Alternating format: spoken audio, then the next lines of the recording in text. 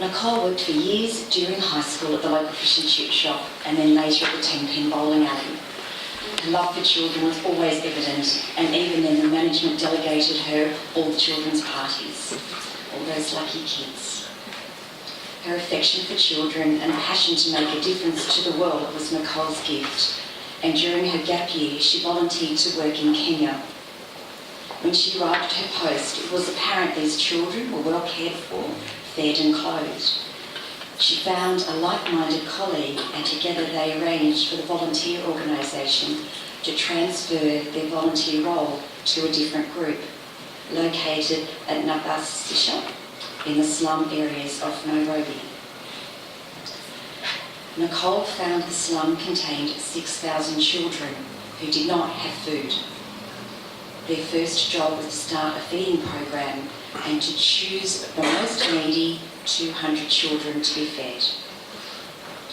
Discovering that education was one thing after food and water that could save the children and give them hope for the future, they campaigned tirelessly until they found people and building materials to construct a schoolroom, 4 posts and a tin roof. Then Nicole and others taught as many children as could fit in the space, with local help and support. The school was built on land which could be resumed by the government, so the long-term plan was to buy the land so the school would be safe. Now this project has become a registered charity known as the KCC Group, Kintendo Children's Charity. Kintendo is a Swahili word that translates into small good acts or deeds. This is where Nicole's qualities shone, her huge capacity to love.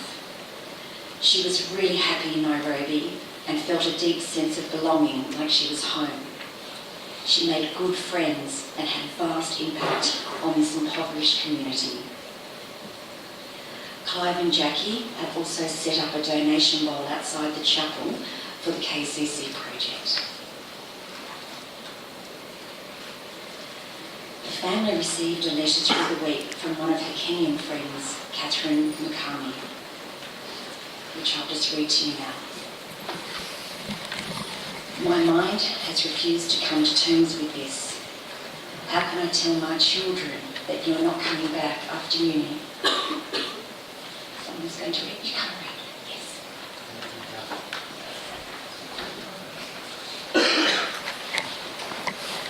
My mind has refused to come to terms with this.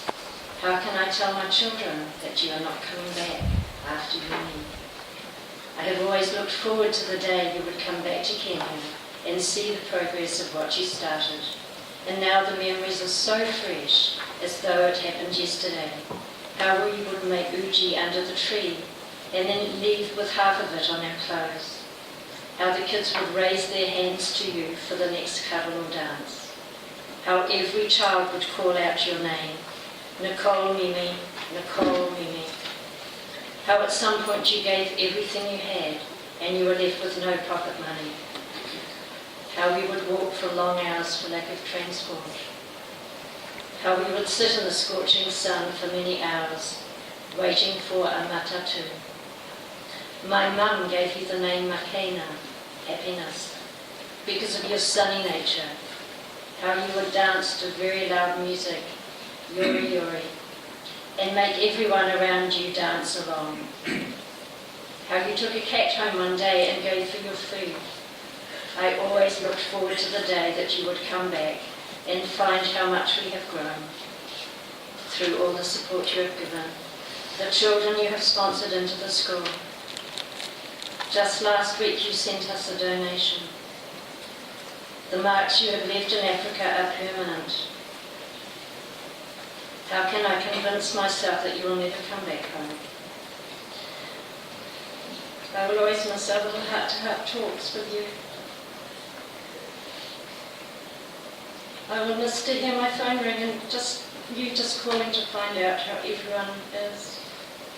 I will miss you. Rest in peace, my friends.